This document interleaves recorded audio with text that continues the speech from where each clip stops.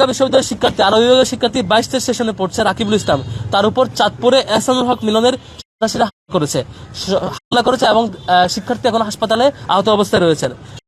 তারপর গতকাল ঢাকা বিশ্ববিদ্যালয়ের অ্যাকাউন্টিং বিভাগের শিক্ষার্থী 20-21 সেশনের শিক্ষার্থী সাইমা আক্তারের মাকে করেছে বিএনপি শিক্ষার্থীরা। তার বাবা এবং ভাই দুজনেই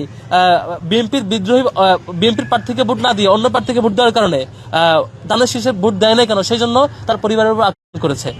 এবং আমাদের 22 সেশনের ইসলামিক স্টাডিজের শিক্ষার্থী তিনি সুরেশের হলে থাকেন মনিরুজ্জামান, যার শিক্ষার্থীর উপরে হামলা করেছে বিএনপিকে ভোট না দেওয়ার কারণে, বিএনপির পক্ষ না থাকার কারণে তার পরিবারের সদস্যরা তার বিরোধী দলীয় জোটের অর্থাৎ জামাত কিংবা অন্যান্য প্রার্থীদের এজেন্ট হওয়ার কারণে তার ফ্যামিলির উপর করেছে।